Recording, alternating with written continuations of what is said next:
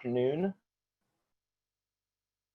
As we go through the STTR program and what AFWERX is doing with that moving forward, we've got a lot of updates and exciting changes that are occurring, and we want to make sure that you all have all the information you need in order to take advantage of the tools that we're developing for you all. And that goes for the small business side as well as the government side.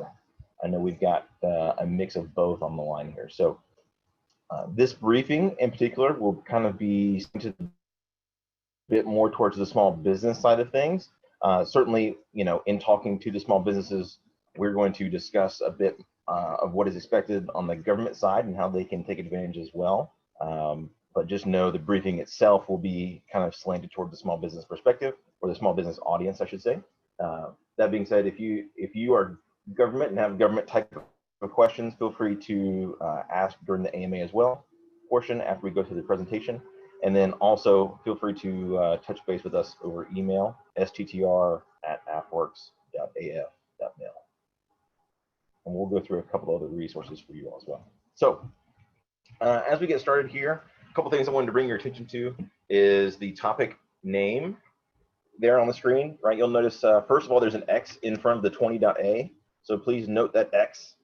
That is not a typo. So when you go to the DoD submission website, you'll need to make sure you click on the X 20.A versus the regular 20.A button, our instructions. There was a mistake even that I've made the first time I went and tried to navigate to the through the portal there. So please note that if you click just the regular 20.A button, that green button on the DoD website, our open topic here. Also, the CSO there at the back is another indication of our topic. We do not use broad agency announcements anymore, as it is done historically. We've moved over to a commercial solutions offering, and we'll talk more about that as we go forward. So, there we go. So some administrative stuff up front. First, this call is being recorded. We'll make it available on the website. As a matter of fact, you can see our 2 previous webinars or AMAs also linked on the website. If you scroll down towards the bottom, they're in the phase 1 resources there for you all. Additional resources for you are listed there on the screen, whether it be the solicitation and instructions, the submission portal, program walkthrough, eligibility tutorial. There's also a ton on the STTR webpage. So if you go to the AFWERX webpage and navigate for academia button towards the top right, there is a special STTR topics there in that list. And there you'll find templates for the 25 slide technical volume, as well as a bunch of other kind of interesting resources for you all as you go through, make your proposal, and kind of get started in the program. So wanted to make sure we highlighted those up front. All right, so bottom line up front, as far as the program goes, STTR is here to commercialize dual use research, right?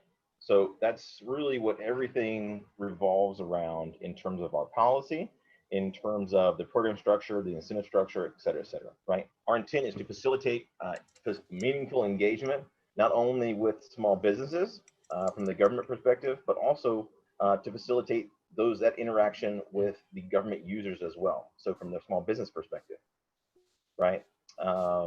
Ultimately, we want our funding, our DoD funding through this program to help buy down technology risk for the small business in an effort to help make those products and services available to our government market. One important note, I know it's kind of colloquial tendency to refer to STTR as a grant. It is very specifically not a grant. We do award government contracts. So I know we have a lot of folks on that coming from academia, and we just want to make sure we highlight that difference as it reflects in the expectations and so on for the program. All right, some basics. STTR, for those who are not familiar, is a federal program. DoD is only one of 5 participating agencies throughout the federal government who participate, or sponsor topics, if you will. It's all written in statute, as you can see the reference there, and it's ultimately intended to support scientific excellence and technological innovation through investment into the commercial marketplace. Our role is to bridge that research and of those innovations. So that's really what we're here to do, and we want to do that as effectively as possible. Some baseline eligibility notes. One, you have to be a small business to participate in this program, right? We do not give universities contracts. They're not part of, like, we're giving small businesses contracts, and they contract to the university or their research institution. As part of that small business quality, you must be registered as such, whether that means incorporating, having a DUNS number, SAM number, cage code, et cetera, et cetera. For the STTR, you must partner with an eligible research institution. Traditionally speaking, that is a university, but it doesn't have to be. We'll talk more about that here in the next couple slides. The small business must complete at least 40% of the proposed work in terms of money, total dollar amount, or by hours. The research entity, that RI, the research institution must complete at least 30% of the proposed work by those same metrics. Also, important to note, the principal investigator must be a U.S. citizen or a permanent resident. For example, have their green card. Submittals is through the new DSIP portal. You can Google that. It's on the DoD website.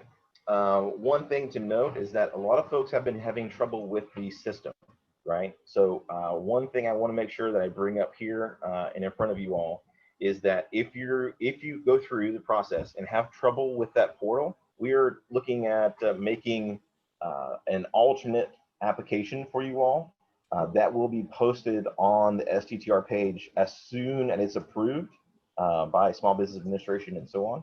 And so that is through like a Google Forms type of thing, and we will, issue proposal numbers and receive your documentation that way. The primary means is through the DSIP portal, but if that is not working for you, we're trying to get you an alternate method so that you can still participate in the program. So again, we will try to make that as clear as possible on the website once that is approved. So keep an eye out for that. Okay, so we mentioned that at least 30% has to be 30% of the work, proposed work, has to be done by the research institution. There's a lot of words on this slide, but the important parts are underlined here in bolded. So it can be one, a nonprofit institution, which many universities count, especially in the state systems, provided that they meet the criteria there. They can also be a federally funded research and development center, right? An FFRDC, right? There's more words that kind of help explain that, but it can be it can be in hospital, it can be in military educational institutions, as long as they meet the verbiage and the qualifiers here listed.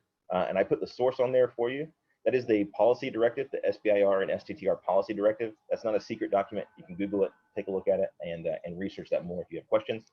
But my point here with this slide is that it doesn't have to be a university. It can be an entrepreneurship center. It can be an accelerator, as long as they meet the qualifications as put out in the policy directive here. So I just want to make sure that that is clear and upfront.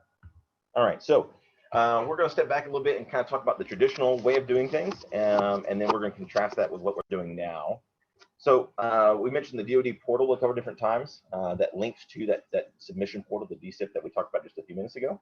On that, you're going to see the instructions, not only for the DoD, which is one of those 5 participating agencies, but you're also going to see individual sets of instructions for the Air Force, the Navy, so on and so forth, right? Inside of each of those service-specific instructions, you're going to see a number of topics, right? And I put a little screenshot there of the Navy 20.A, for instance. And this is kind of the traditional structure, right? There's individual questions or individual kind of topics themselves, and they tend to be pretty specific, right? You can kind of read through some of those there. And it's scoped down, right? It's not a very broad, open opportunity for folks to take advantage.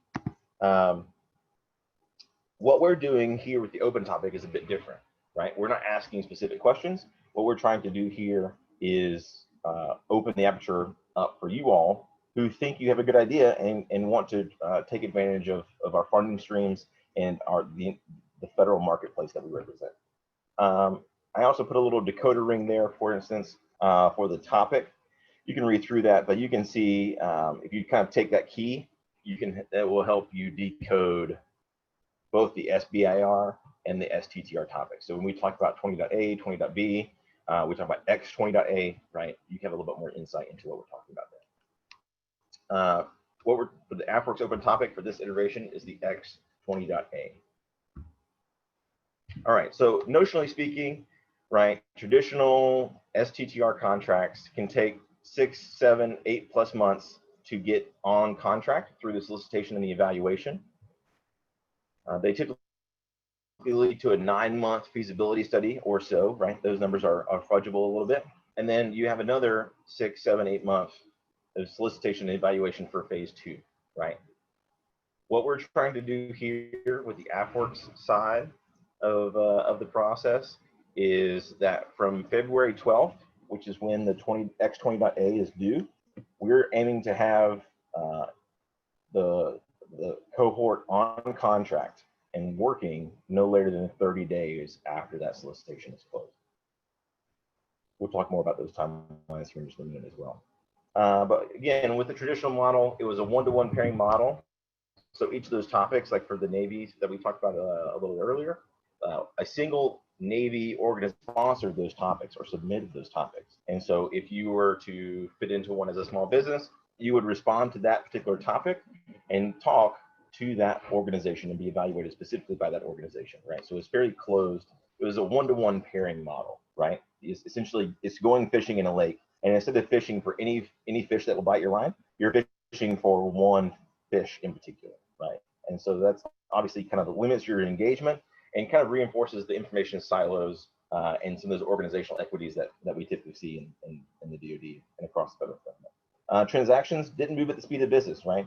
You know, I don't know, on the small business side, it's not, you know, you can't go 6, 7, 8 months not knowing if you've got business, right? And that's a hard sell, right? So the transaction is not moving on as fast as they could have. The contract vehicles restricted participation to R&D entities. So through a broad agency announcement, you're caged, if you will, to only use 3,600 or Air Force research and development dollars. Through the CSO or commercial solutions offering that we use, we can use certainly use those R&D dollars, but the Air Force users can also use $3,400 or any other types of dollars to put on that contract and help express interest and essentially invest in your company, right? That opens your aperture up, right? You don't have to speak to R&D and try to find some kind of essentially lateral move from an R&D type of situation to another R&D type of situation, right? You can find those operational users who are going to put your product into use, into applications immediately, right? And ultimately, this process was very government reliant. It was reliant on the program office's motivation, on their processes, right? And the small business we're just along for the ride, right? And ultimately, that slows things. Right, our focus here is transitioning the technology. Right, what we want to do is put into play a system that allows you and the military folks to engage more freely, and to really the biggest thing it does is serves to kind of institute some commercial market economics into the relationship. Right, too often our government folks and just the community in general tend to not use our commercial solution rationale when we deal in government terms, because our systems are so much different. We're trying to remove that stigma, right? We're trying to allow things to move quickly, give liquidity to the government users to engage directly with the small businesses, and allow the small businesses, both in legal terms and in structure terms, the opportunity to provide immediate value to our government partners. All right, so more details here. So we went from a requirements-based system to a demand-based, right? Instead of a 6+ month solicitation to award time frame, we're looking at 30 days, right? Instead of doing a deep technical requirements for your submission, right? We're not asking you to write 50, 100 pages of technical documentation. We've cut that down to a 25-slide technical volume, right? Instead of small, limited business exposure, we've opened it up to any compelling IP or solution that you think has a stakeholder in the Air Force or in the DoD. And as you can see, there's a few other things, but again, the biggest thing here is that we're going from a government-driven model, a government-motivated model, to a business and user-driven model, right? We put a lot of trust in our government users to show interest in a variety of ways, right? And we've designed the system to run off of that interest and leverage that interest and funding to move you through the process there. All right, this is an important slide that kind of breaks it down in kind of graphics here, right? We're kind of at the left-hand side with the public solicitation. That's what's currently live through X20.A. You'll move into a phase 1, 3 months, 50K effort. There's no matching for a phase 1. That matching scheme that we'll talk about is in phase 2. So as you go through phase 1, right, your primary objective here is not only continue to the technical development of whatever your solution is, but also to find those stakeholders throughout the DoD and more specifically in the Air Force, right? In very basic and kind of brash terms, phase 1 is where you find someone who cares, right? You're going to find the stakeholders for your particular solution and find the user base that you think would most effectively grow your business in the way that you think it needs to be done, right? So during phase 1, you're going to find someone who cares, essentially, right? That'll move you into phase 2. So there are 2 flavors, if you will, for phase 2. There's traditional and rapid, as you can see there on the screen. The traditional is a 9-month period of performance and 100K effort. For phase 2, rapid, or the rapid flavor, if you will, is 15 months and up to 500K of AFWERX funding, right? This phase 2 rapid specifically is where your matching scheme comes into play. So you'll notice there on the that second gray block, it says 4-to-1 government matching and 2-to-1 private matching. So what that means is that if you find a government user in phase 1 and say, hey, I want to give 75K, let's say, right, towards your effort. I have 75K in 3,400 funds or 3,600 funds to put towards you developing this capability for me, right? What AFWERX will do is we'll put in 4 times that. So if the government user puts in 75 grand, AFWERX will put in 300 grand, right? And ultimately what ends up happening is that small business then has 375 grand to go and work on that government user's application, right? You also know there's a 2-to-1 private. So private matching is something that's new to the Air Force. It's not something that we've done before prior to some of these AFWERX topics. And it's the same kind of concept, obviously to a lower ratio. So if you have a private investor that says, hey, I'm gonna give you 150K for this application that you're developing for the Air Force, right? AFWERX will match that 2-to-1. So again, 150K from the private investor or the private equity, what have you. It can also be crowdsourced in certain cases. You have 150K from them, 300K from us in this particular case. Ultimately, that leaves you with 450K to work on this Air Force application, right? In the case where you only have private funding, right, you still have to have an MOU, an Air Force entity saying, hey, we're interested in thing, right? For the phase 2 rapid, you'd have to have an MOU. It doesn't have to have funding attached necessarily, although that is preferable, but you do have to have an MOU to move to the rapid. Ultimately, where we're trying to go is that phase 3, that direct procurement. We have it labeled transition here on the slide. What that is phase 3 is a bit of a misnomer in the fact that it makes it sound like phase 1 and phase 2, where phase 3 really is in reality a totally different animal. Right? It's a direct procurement that is non-AFWERX intermediated between an Air Force or DoD or federal government user and the small business, right? So AFWERX isn't giving any funding towards your phase 3. That is an uncapped, in both in terms of time and funding, uncapped procurement straight to your government user. You'll notice a couple things here. The sole source justification that this process is good for the entirety of the federal government. So in phase 1 and phase 2, we focus on the Air Force user, naturally, right? Part of the Air Force here. But that sole source justification is good for the entirety of the federal government. So the Department of Agriculture wants to come buy stuff from you, they can do so. They can do so directly, and that directly, I think, is a big deal that folks don't always realize. When we go through and buy things through the government above a certain dollar level, we have to go through an extensive process that can take over a year easily to go bid out things, have negotiations, put things on contract, so on and so forth, right? With this sole source justification, we have satisfied that competitive contracting requirement up front in the process. That's what the solicitation is going out for. So we're going to satisfy that requirement up front in phase 1 and phase 2. And so once you get to phase 3, not only do you have an Air Force user who's stated interest and potentially put money towards your effort already, but you have a direct pathway to them, and vice versa, to supply them with capability. So big deal there. Couple notes on here. Solicitation to award for phase 1, 3 days. Solicitation to award for phase 2. We target 45 days. We've done a pretty good job of sticking to those for the large part. And also, you can switch between STTR and SBIR. That's not something that's usually understood very well, but you can do a phase 1 in STTR, for instance, and move to a phase 2 in SBIR. Right, that's the thing. So you can certainly do that. We maintain the same schedules so as to allow that crossflow as it needs to happen. But I wanted to let everyone know that that is a thing.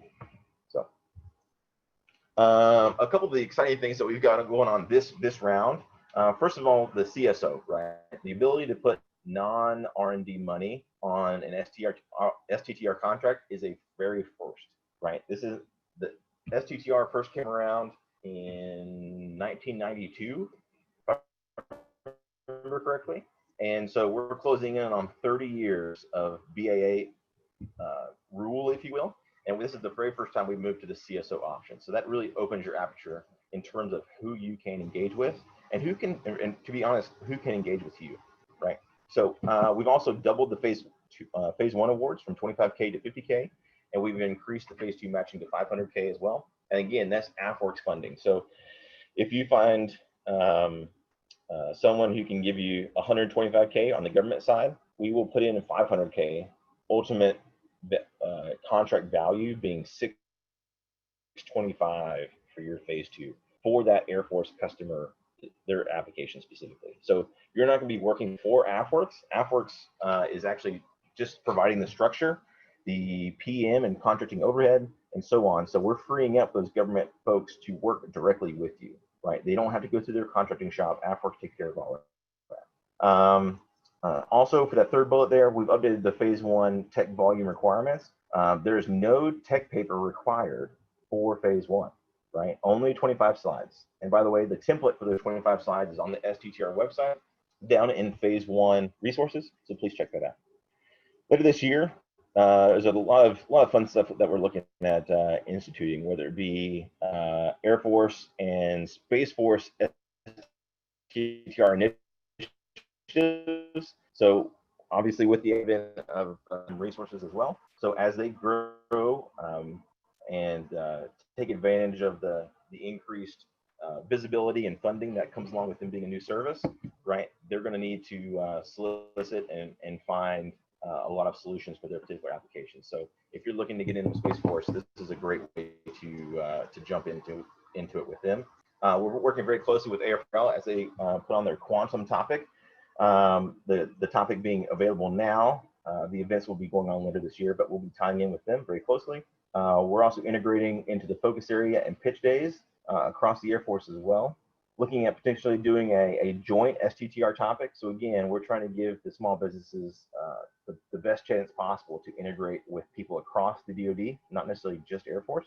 And obviously, every time, we do this 3 times a year, by the way, the A, B, and C cycles. But every time we do this, right, we tweak our system a little bit based on the feedback and the experience that companies are having. As we mentioned for this round, we've increased those incentives, and you know, we continue to tweak those as we go along. One quick note on data rights. So this is always kind of a point of interest, obviously, as folks are concerned with their IP and how that all works. So first of all, you need to come to us, you the small business need to come to us with a partnership with a research institution, like we talked about a little earlier, right? We do not intermediate that agreement for you, right? We certainly, it is in our best interest for that research institution to work for you, right? And to give you what you need, right? But ultimately you come to us with that agreement in hand, right? That's one of the requirements, is that you prove to us that that agreement exists. You don't necessarily have to show us the contract per se, but you do have to kind of show some formal documentation that they're part of the process and are aware. Right. So where I'm going with that is that if your research institution, if your RI necessitates certain IP protections, right, that's fine, right, as long as it's okay with you as a small business. But it also needs to dovetail with the government data rights protections as well, right? Because the government data protections rights are there to protect the rights of the small business, right? You get 20 years. So they just changed it to a 20-year period from when you get commercial protection rights after you receive a contract. And there's a more in-depth information for you there at the bottom. But again, we the government maintain data use rights, which is we still have to procure it from you. We still have to buy it from you. It's not like we're not going to take your thing, right? But we will not share and cannot share that information to anyone who could have commercial impact or take commercial business away from you for at least 20 years from your signed contract. So that's an important piece. And again, there's lots of resources out there if you have more specific questions. But that's one thing that we've seen is that, hey, the university wants us to do X, Y, or Z, and they're your subcontractor, right? That's part of you being in the prime is managing that relationship a little bit through the process. So if you have more questions, we can certainly try to address for you. All right, so specifically for the X20.A iteration, the phase 1 proposals are due 12 February at 8 p.m. Eastern, right? So that's a hard deadline. If you come in 1 minute after that, you will not be considered. So please, if you're interested, you have to take advantage of the process and get in prior to that suspense. So again, baseline eligibility requirements that we talked about a little earlier, incorporating, registering as a small business, having a qualified or eligible partner, 25-slide tech volume, the amounts, and so on. Once you put in your proposal, what will happen during that 30-day period between proposal submission and award is that we do technical evaluations.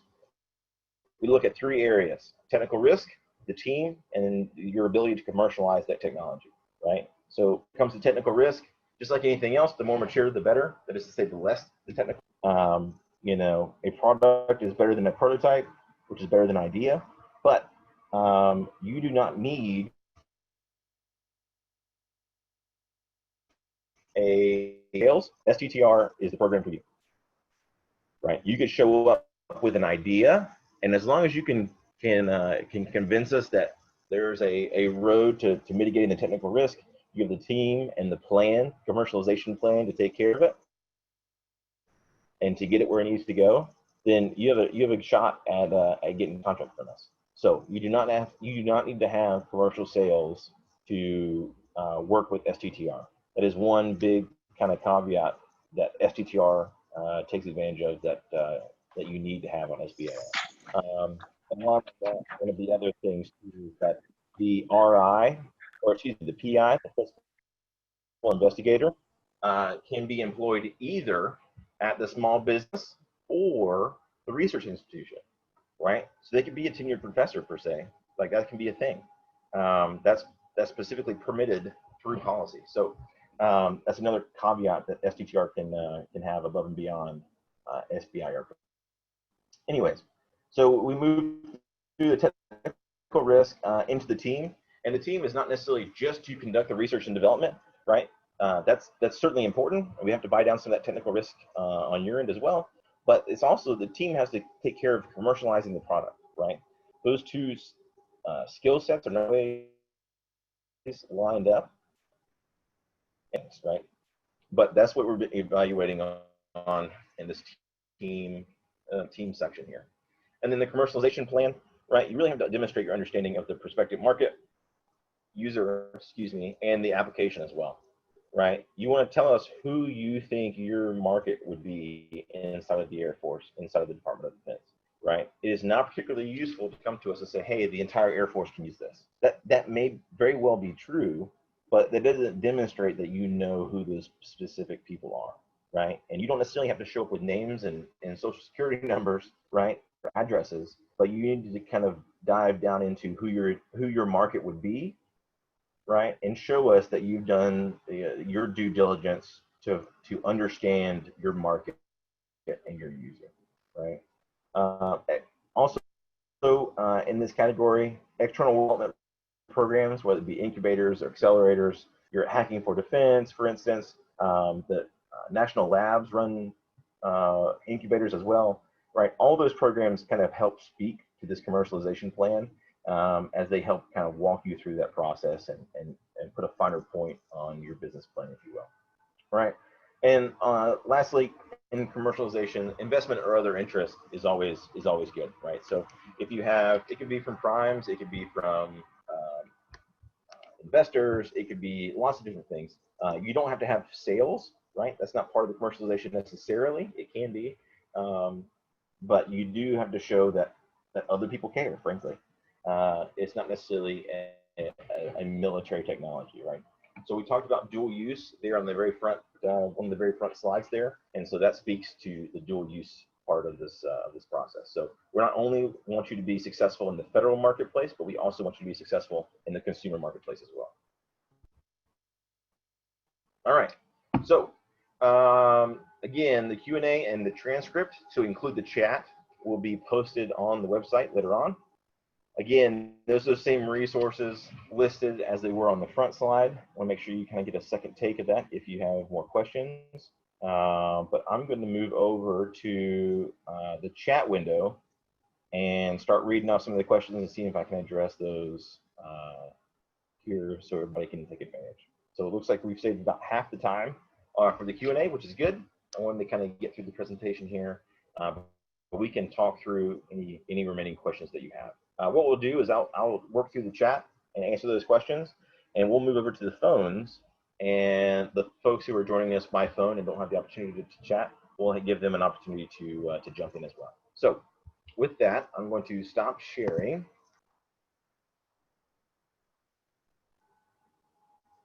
And we're going to go into the chat window here. I'm going to scroll back up because it looks like we've got a fair number of questions. All right, so I'm just going to go down the line here. So from Ryan, is there a specific template for the teaming arrangement? So my assumption here is that the teaming arrangement you're referencing is with the research institution, and the answer to that is no, there's not. So we rely on you all to make that teaming arrangement work for you, whatever that means. From Ampex Meetings, next question. The new SBIR portal does not have the open topic. I'm interested in the drop-down menu.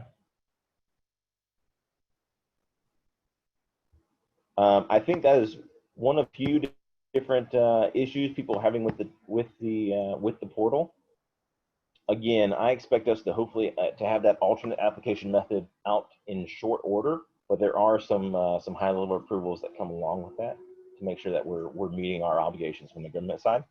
So please do keep an eye out on the STTR website, the AFWERX STTR website, for more information there. So I don't have a wonderful answer for you there, but we are certainly taking that feedback to the system administrators and other decision makers of the chain to let them know that, hey, we're having some serious kind of existential issues with this. So I appreciate that feedback. Again, from Ampex, I have a government customer from the Army who is interested in focus area 16.1. Okay, great. How does this customer relay his interest into being part of the solicitation? Who does he contact? So those focus areas are actually connected on the back end, on the government side, to user portfolios, right? There are organizations, large organizations, who are sponsoring these topics. And so multi-domain, just as an example, is a pretty large pretty large subset of folks. What we will do is that that Army user one can speak to your commercialization plan as part of that interest category I talked about earlier. We have a value proposition for DoD members as well. So we match not only Air Force funds, but government funds. So if the Army gives us, is looking to invest, if you will, in your company for that rapid phase 2, we will match their funds 4-to-1. Now, the caveat here is that the Air Force has to take the lead on that project. So you have to find an Air Force point of contact or application to focus that work on, right? If we took Air Force funding and started funding an Army project, that would be bad juju for us. So on the government side, we have to make sure that we don't misappropriate money. So that's something to keep in mind. But the Army folks can certainly take advantage of our system and our funding incentives to have capability for you. Again, at the end of this process, through the phase 2, which they can certainly still be involved with, right? You get to a phase 3, and they can procure things directly from you all, just like the Air Force folks, the Air Force customers will be able to as well. Specifically, who does he contact? He can contact us at STTR at AFWERX.af.mil, and we can try to we'll try to get some government POCs. All right. Do you know if other organizations are looking to use alternatives to DSIP to submit proposals? I don't know, is the short answer. The AFWERX topics, we are. So that applies both to the SBIR side of things as well as STTR, but I can't speak outside of AFWERX. So each of the services runs their own ship, and each of those topics kind of ties into that. So it's a fairly distributed network of folks who are working this. From Rich's laptop, focus area numbers assigning to a specific topic seem to be changing. Additive manufacturing has a new number. How do we address this when we list the topic and number on our slides? So we will help you out with that. So certainly identify that focus area in your proposal, right? So you guys get tied in contract. We're going to ask these questions again, right? Which focus areas you think you're tied into, right? And so you're going to have multiple opportunities to do that. You can certainly help yourself out by identifying those up front. But if things change, right, the numbers change, for instance, like you're mentioning, we can certainly adjust with that to make sure that you get connected to who you need to be connected to. So that helps. From Rob Wilkinson here, can you speak on the difference between SBIR and STTR programs in topic areas? Absolutely. So again, SBIR and STTR share many things. We share the three-phase approach. We share the fact that we're written in statute. We share, to a large extent, a lot of the program management duties. Like we work out of the same office here, so we talk. And so there's a lot of things that are similar. There's a couple things that are important to note as a difference. One, for the SBIR, you need to have commercial traction, right? In most cases, that means sales, but it doesn't necessarily have to, but that's generally the case. And that's not necessarily true either. You don't have to have any sales whatsoever, right? You can come to us with an idea, and as long as I mentioned before, if you can convince us that you have a path and a team to get there to that commercialization finish line or starting line, if you will, then you can get a contract through the STTR program. Another big difference is that the primary or principal investigator can be employed by the research institution or the small business. Whereas in the small business innovative research, SBIR, they have to be employed by the small business itself. So it gives academia a bit more, kind of a better bridge to having a commercialized product before that person jumps ship, if you will. So from Katie Person here, can a small business apply to the AFWERX open topic for one tech innovation and also apply to the AFWERX that? Our internal AFWERX policy permits one per program. So you can have one SBIR phase 1 and one STTR phase 1 at the same time. Now, it is a couple caveats here, just to be very clear and up front. those two things have to be different. That is to say, they can't be for the same scope of work, right? You need to be able to draw pretty clear daylight between those two efforts. The way the statute is written, it's illegal to accept two government contracts, not necessarily STTR or SBIR, but government contracts for the same scope of work. So that would constitute only fraud if done maliciously. But yes, you cannot have two government contracts for the same scope of work. So you can help us help you in that regard by helping really draw some clear daylight between the work that's being done for one versus the work that's being done for the other. From Peter, questions for pitch deck and 5-pager. Okay, are the accepted funded pitch decks or 5-pagers? Yep, so there's a template for the technical volume on the STTR website. So if you scroll down towards the bottom, there's a phase 1 resources, and it's linked in there. Registration, NA for DoD, SBIR, assume, STTR ID number, same as SBA number. That's a good question. You need to be registered in SAMS, in DUNS, and the system will also ask you for a tax ID if you have it, right? We rely on those federal systems to register. So there's no AFWERX or DoD number that I'm aware of. What's my place? I'm going to scroll back up here.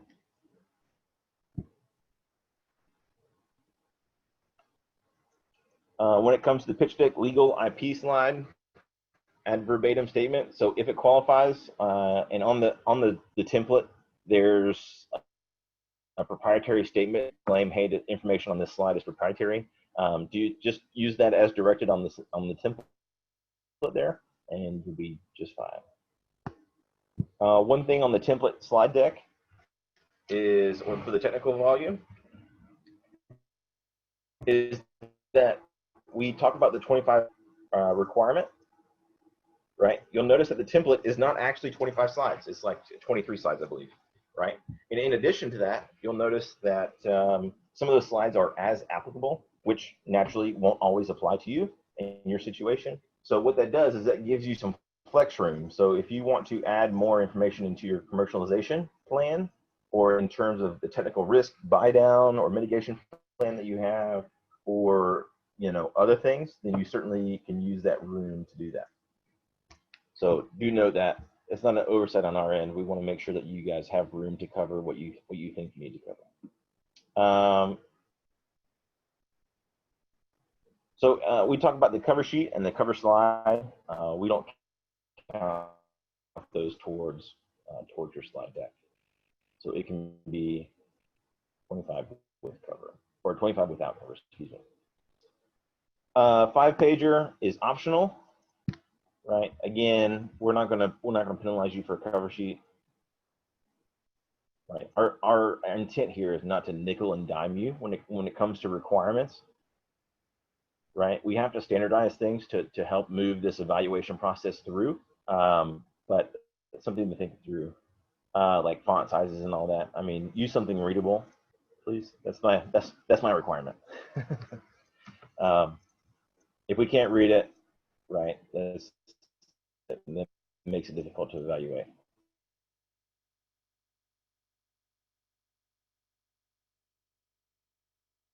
Or the technical paper, we want you to communicate your knowledge of the technology and of the technical risk specifically, in addition to the other evaluation criteria. But the point here is not necessarily to get, an in-depth paper for what you're trying to do, right? There's some trust on our end that you know what you have and that it works, right? There's a bit of trust there. What we want to be able to do is communicate simply, because that's really a lot of the challenge in phase 1 and phase 2, is to dumb down some of the hugely intelligent ideas and concepts that you all are working into something that we can communicate simply and effectively to end users and other unassociated, unaffiliated folks, right? So you have spent all this time developing this technology and getting into the nitty-gritty details. We need your help in simplifying that down, fully understanding and vetting the value proposition, not only to the Air Force, but to the commercial sector as well, such that you can communicate that very simply and very effectively. So part of our what we scoped our requirements here is to help in that process.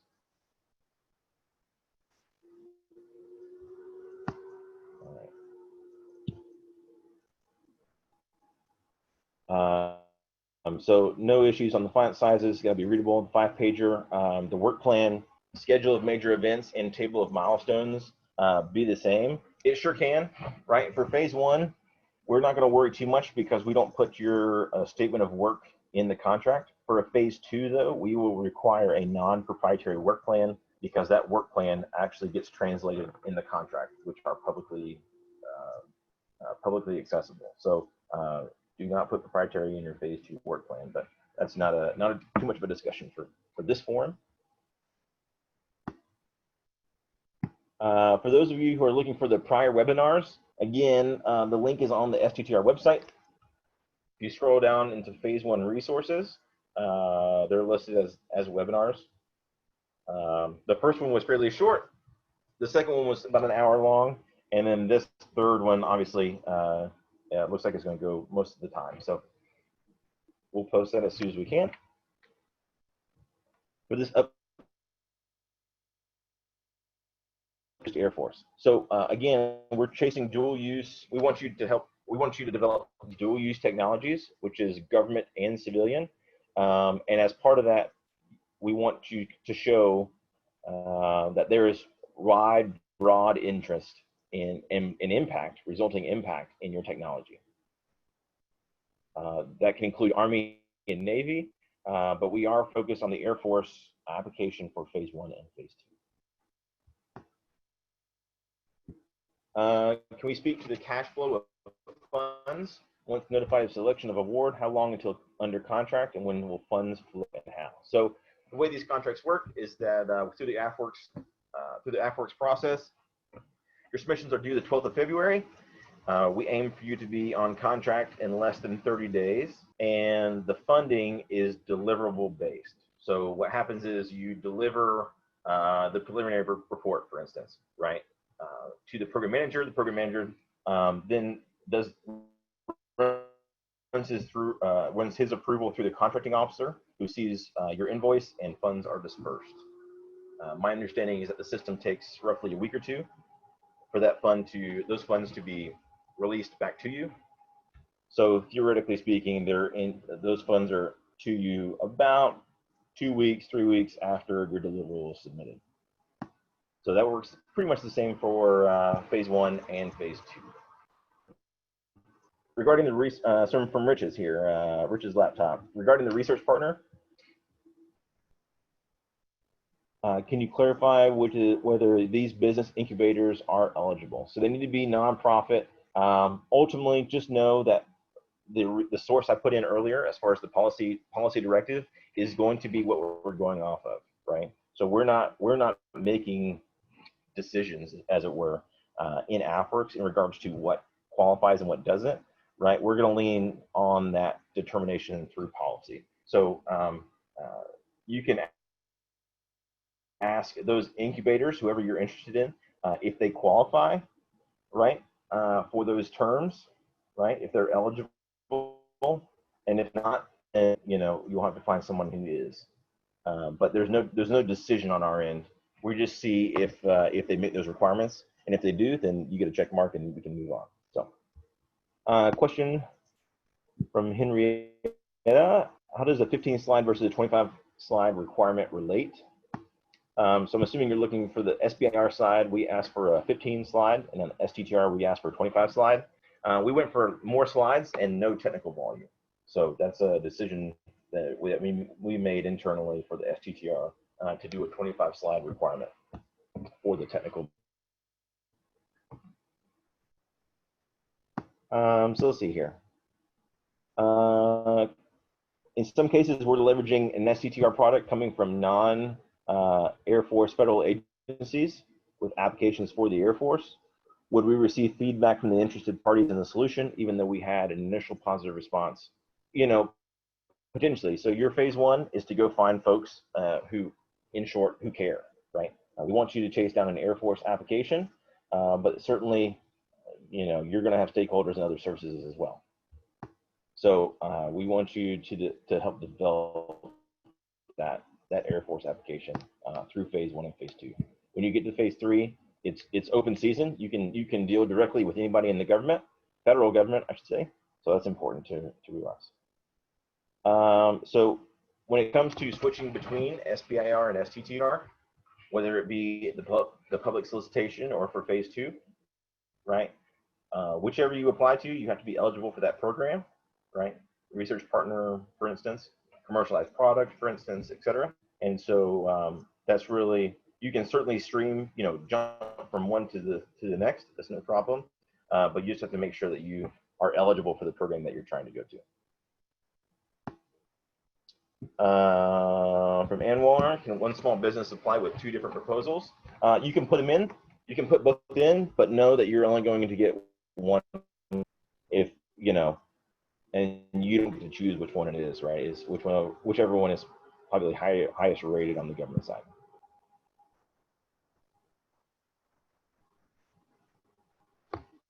There seems to be a delay. So another question here from Dave. Seems to be a delay in 19.2 funding for phase 2s.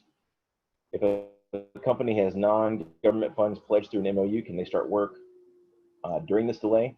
So it depends on if you need, on the details, to be honest. SBIR and STTR money are two different pots, so you can't use one for the other. So the STTR side is not impacted by any delays on the SBIR side, but it depends very much so on the timeline there. So without going too in detail, you can certainly do that.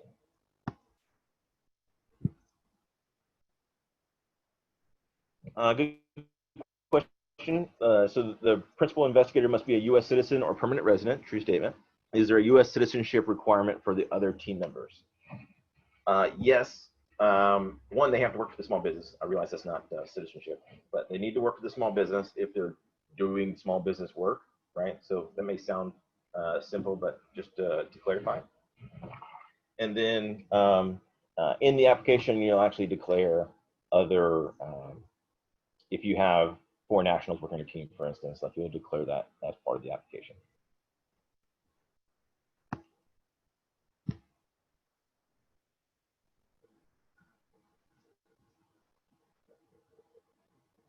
From Ampex, there's a lot of nested and changing instructions involved in the process with numerous websites and portals that are changing and being updated. Is there some kind of number? So this is one way we do this. We also do, in general, AFWERX has an AMA every Monday that you can jump on and ask questions.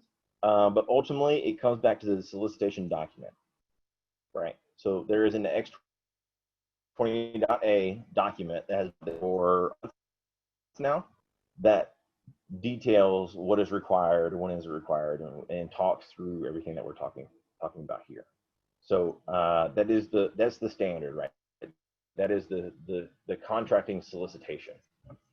As things pop up and like, as we didn't plan for the portal not to work like we wanted it to, we will certainly work to give you options moving forward, so that we're not at the mercy, and you're all not at the mercy of things that don't work as we intended. But as far as the one document that you need to pay most attention to, right, is those instructions.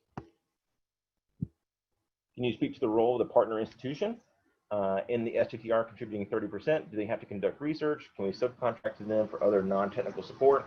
Absolutely, right? Our requirement is that they have to do at least 30% of the work in terms of cost, total cost, or hours, right? What they do is completely up to you and your agreement with them, right?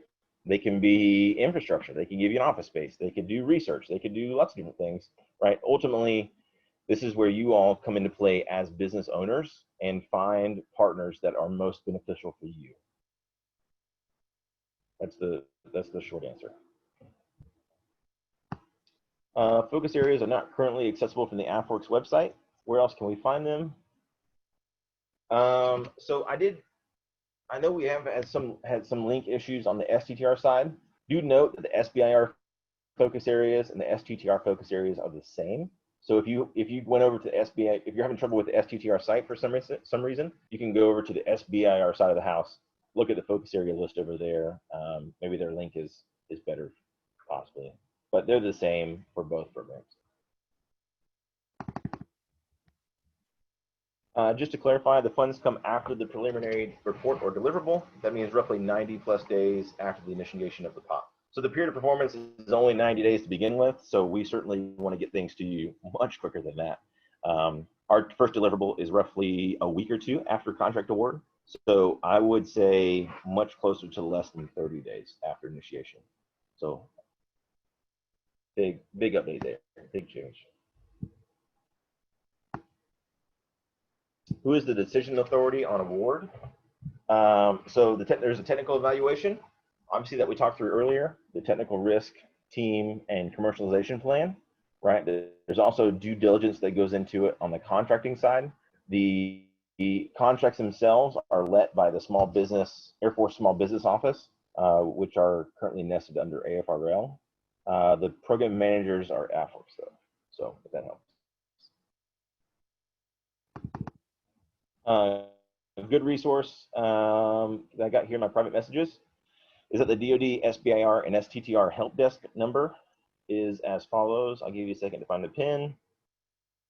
703-214-1333.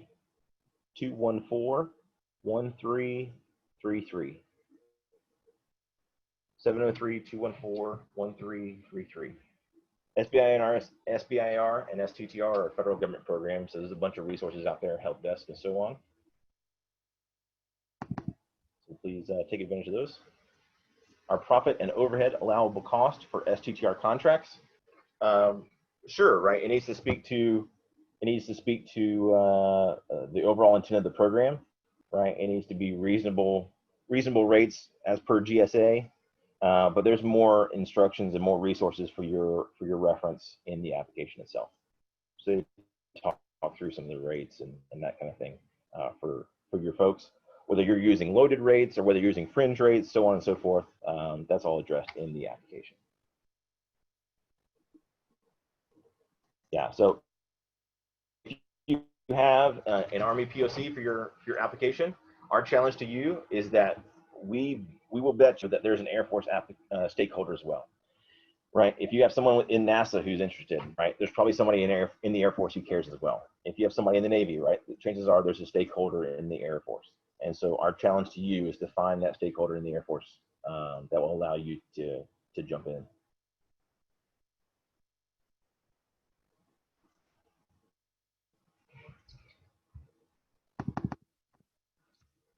Can we discuss Space Force and how they fit into the Air Force user perspective? Are they considered an Air Force user?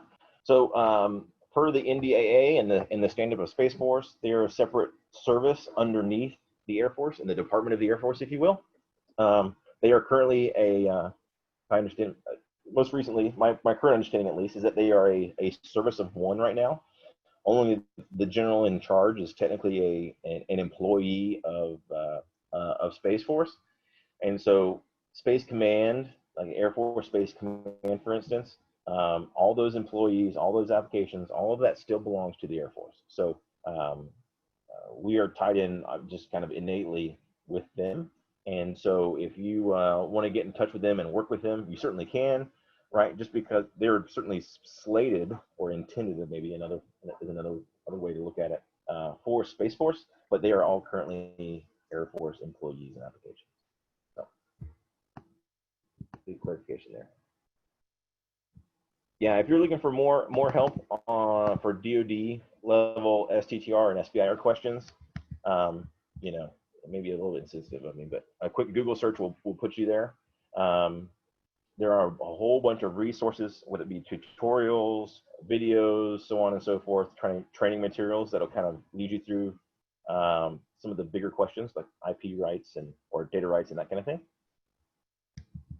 Also, you can email support in addition to STTR@AFWERX.af.mil. You can also work through support@AFWERX.af.mil to ask questions as well. So there's lots of resources out there to help you get where you need to be, or would like to be. All right, we'll open it up. We've a couple minutes over time. Feel free to continue on the line here for those who would like to continue and as we answer questions. For those on the phone, I believe *6, I believe, is the magic combination to unmute yourself. I have not used it through the phone before, but that's my understanding. If you guys have questions, feel free to jump on, and we can address those individually. Hey, I heard someone. Hi, this Rick Schindel, and I'm just wanted to tell your visitors here that because of the downside of the DoD website right now, I put up a little thing on SBIR.TV. If you go there and click on DoD topics, all 3 of the Air Force's topics and instructions are there. They're downloadable. They're in PDF format. And we're doing this to try and fill in the blanks until DoD gets their DSIP together. That sounds great. Thanks, Roland.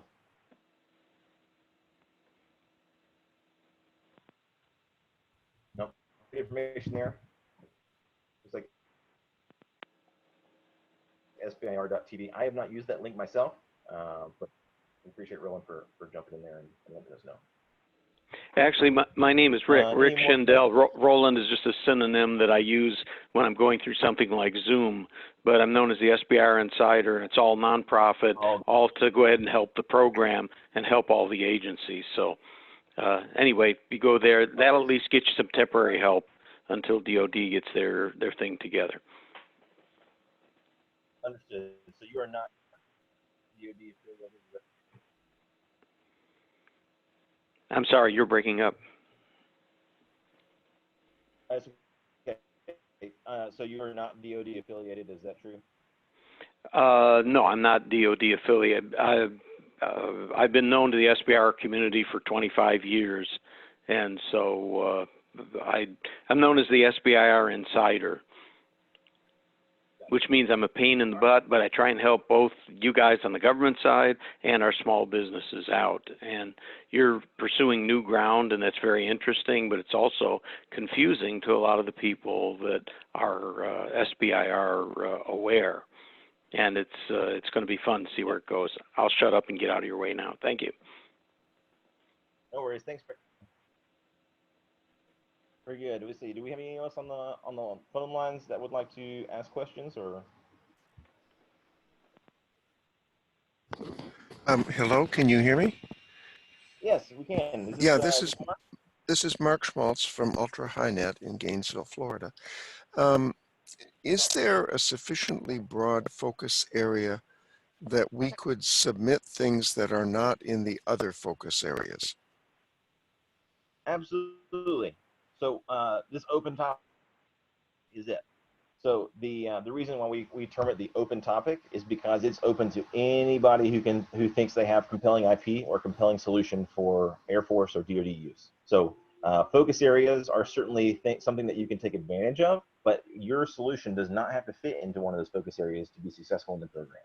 Those focus areas tend to be tied to organizations who are running pitch days and that kind of thing afterwards, like for phase 2. But again, we've have numerous people who do not need, who don't fit into focus areas, be very successful through the program. So just a heads up for that. It's a great clarification. Yeah, thank you very much for that. And my other question is, if we have difficulty getting information and templates and so forth from your website because of what you just mentioned with DoD portal problems, can we email STTR at AFWERX.af.mil and have that sent to us? You sure can. We'll probably send you a link. You can also talk to support at AFWERX.af.mil as another resource. If you're looking for something a bit more broad, they can help you with more. You just broke up there. Was it support at AFWERX.af.mil? That's correct. Yes, sir, it is. Okay, thank you very much. Well, this has been a really informative presentation, and I'm sure we all appreciate the hard work you've put into it. Oh, well, thanks so much. We, like I said, our goal for this program is to make you all successful both in the consumer marketplace, the commercial marketplace, and the federal marketplace itself. So we're glad to hear it. Let's see. Who else? Any other folks on the phone here? Yeah, Oh, go ahead. I'm sorry. this is Mike from Ampex. Thank you again for this forum. This has really been great. What's, just from a broader perspective, just from my understanding, open topics and SBIRs, I would imagine, existed before AFWERX came about. So what is the difference that AFWERX makes, right? I mean, in other words, what's the difference between an AFWERX related topic versus topics that aren't AFWERX related, right? What is the value added of AFWERX inserting itself into this process? Sure. Yeah, that's a great question. So the short answer is they were not open topics before AFWERX. So that is one of the big contributions of AFWERX to this process. And as we mentioned or heard from Rick a little earlier, the program has existed for 30, almost 40 years from the SBIR side, and there hasn't been an open topic, right? When you look at the traditional solicitations, like we showed at the very beginning of the presentation for the Navy, program has historically been very requirement based. That is, to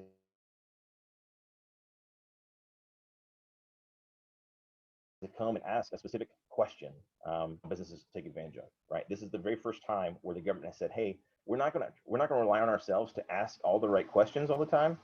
We need you and your help to come and bring us what you think is useful, right? And so again, there tends to be a feeling that the government marketplace and the government economic relationship, if you will, or economic structure is just a world away from what we're used to on the consumer side. And so one of the things that the AFWERX process brings is some of those consumer market economics to these relationships, right? And that gives a lot of opportunity not only to the small businesses in the fact that we can work with you all more directly, but also for our government partners as well, right? We put you on contract to go find your stakeholder, right? That's something that would have to be done on your own dime through any other program. So just as an example, and that really, by putting you on contract up front to go find those stakeholders, we give not only you, but the government entities the legal framework and the legal basis to engage with each other. If you cold called an Air Force somebody on the Air Force office, right, and said, hey, I want to sell you something, you get a real nice, go talk to somebody else, right? Through this program, we give you the resources and the legal basis from which to have those initial conversations and to find those people who can take you into a phase 2. Oh, that's perfect. Thank you so much. Absolutely.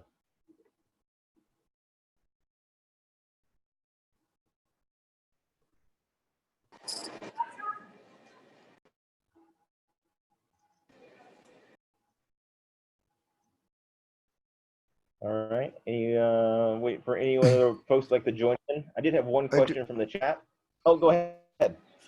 Yeah, I do have one more question, and that is, do you have, since this is a new program and relatively new, and we don't have a lot of background material, do you have any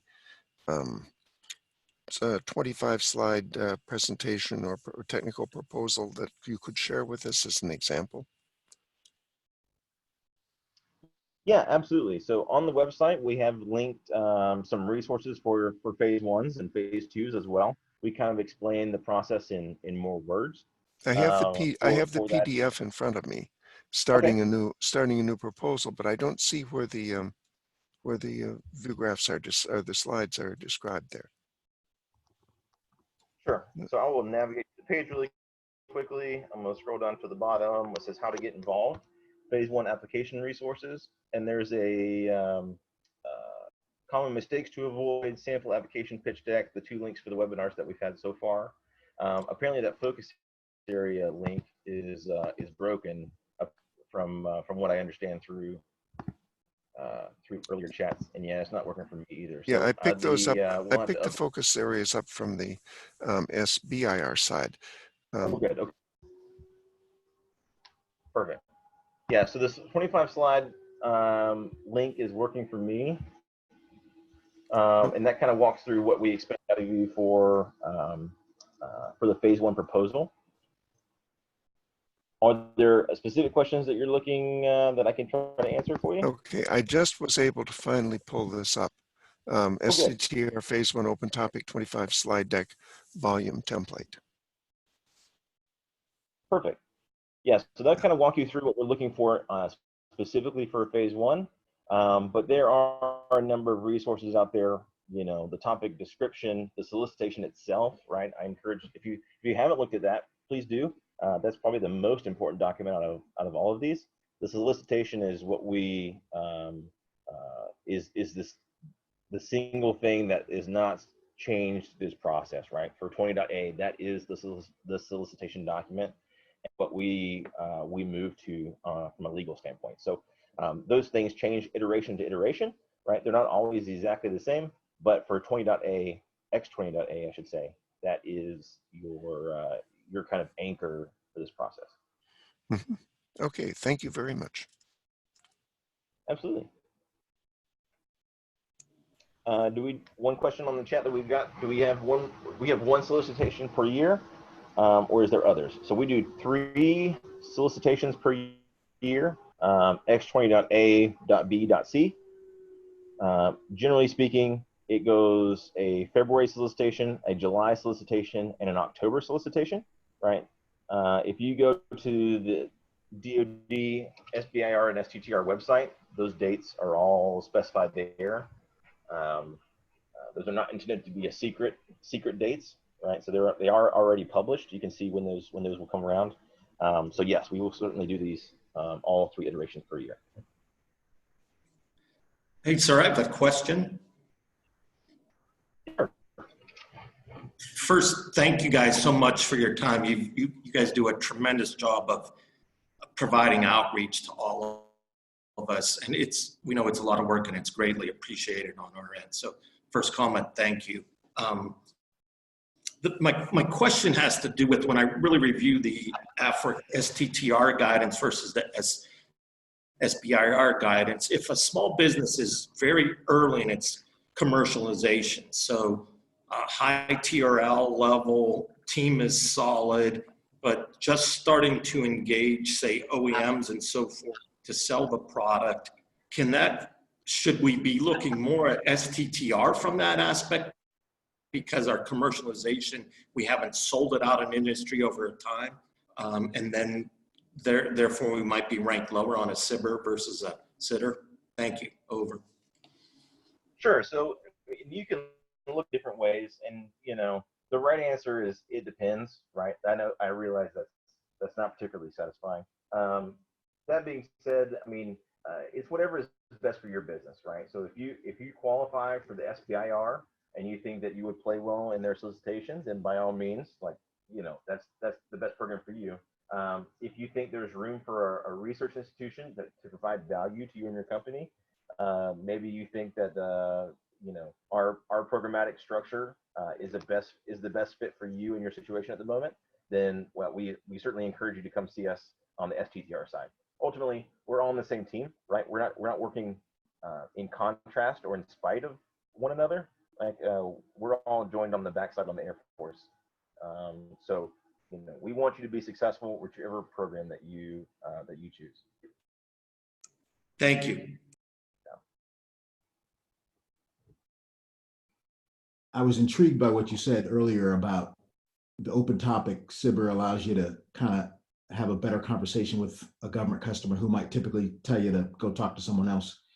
Can you expand on that a little bit? Are you saying that the conversation with the government customer is made easier because if I've got into the phase 1 of an open topic SBIR, that now my customer has a contract vehicle they can jump on? Is that right? You remove the contract vehicle hurdle?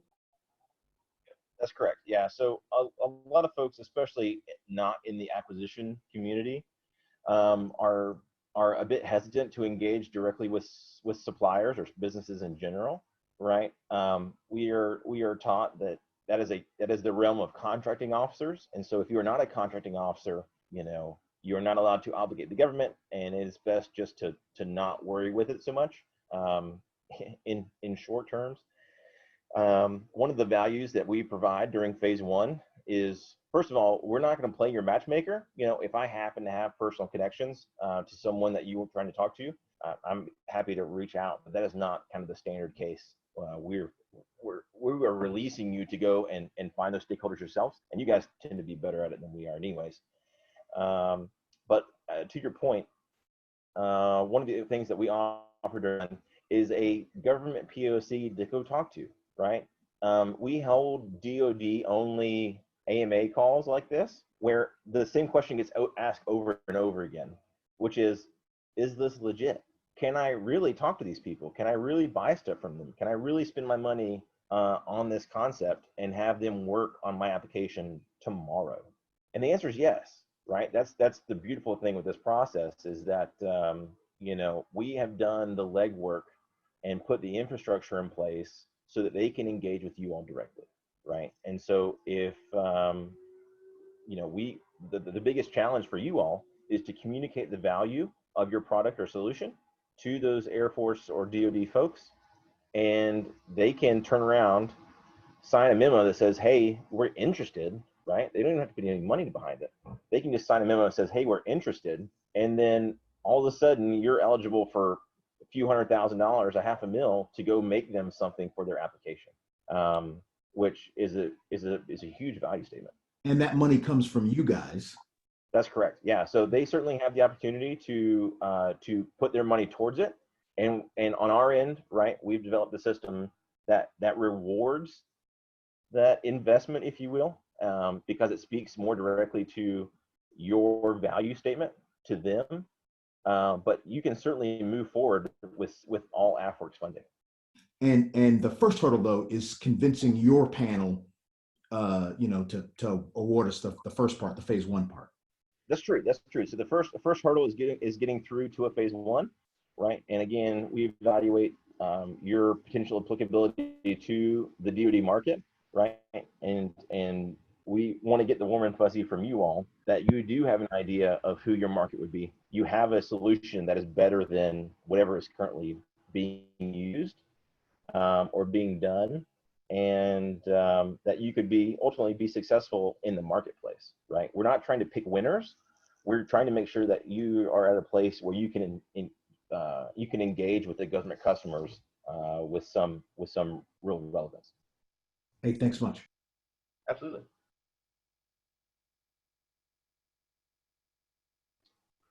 One more question, if I may, and Sure. that is there a deadline for when we can ask questions of the website for the support at or STTR at afwerx.af.mil?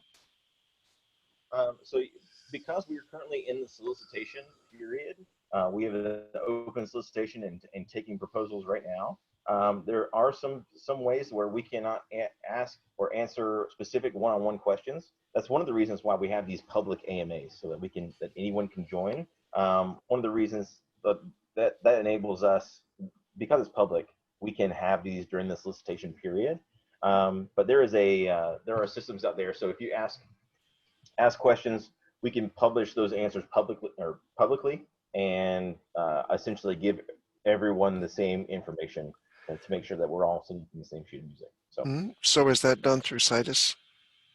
yeah, Citus is the official system that's done through, correct? Okay, thank you very much. Absolutely. What other question? We still got about looks like 20 plus folks on the line here. If you all have questions, so we can jump in. I'm going to look over at the chat. You have an AMA every Monday. Did you say that? Every Monday you have an AMA? We have a DoD AMA. I'm trying to think. The DoD is on Thursday. The support AMA, the AFWERX wide AMA, is on Monday, I believe. That's correct. And we can, small businesses can attend that. For sure, absolutely. Yeah. So if you look on the AFWERX website, the reference and the link is there.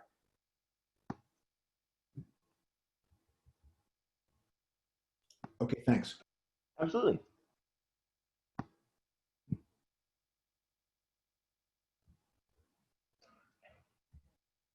All right.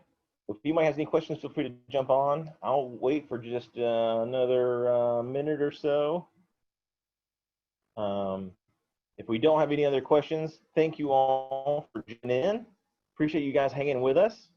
There's a lot of fun stuff and exciting things going on the STTR side and the SBIR, to be honest. And we want to make sure that you all can take advantage of our program. Make sure that you guys get to where you need to be and would like to be as a business. Hi, this is Charles. Hey, Charles. Okay. Can you clarify for the phase one, the initial reward is $50,000. How much of that is like expected to be spent on like travel and marketing to airport customer versus doing design work and development work to advance the product itself? Yeah, so the best answer to that is we talk through the GSA rates and stuff in the application, so that can provide more official guidance, right? It's safe to say that it can't be all one or the other. That is to say, it can't all be R&D, or it probably shouldn't be all R&D. It probably shouldn't all be travel, right? That'll probably raise red flags because we need you to do, to expend energy not only on the development side, but also on the business development side or the engagement side. It doesn't have to be travel, right? There's no requirement to have travel in your costs. But to your point, the specific GSA guidelines and that kind of thing are in the application. Okay, thank you. Yep. Thanks, Charles.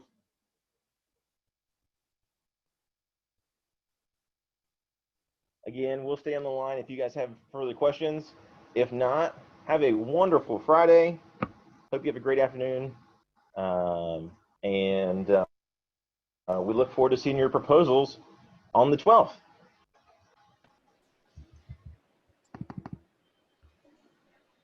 Did have a question about existing sales. Hey, sure, go ahead.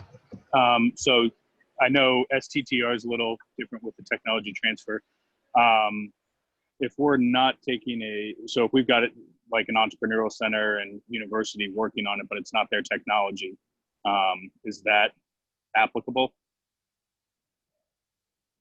So just so I understand the question, you have a research partner, but it's not their technology that you're working on?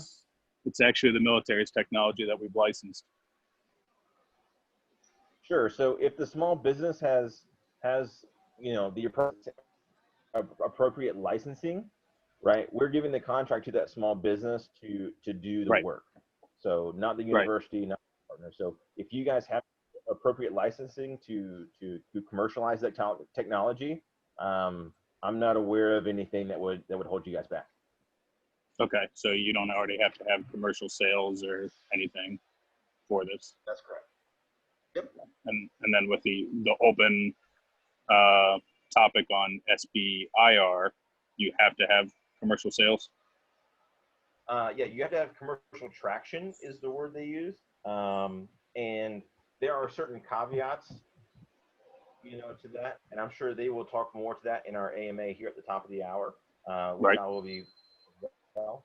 And so, but yeah, traction. So there are some caveats for sales there, but generally speaking, you need to show that your thing, whatever it is on the commercial market. Gotcha. Yeah, thank you. Absolutely.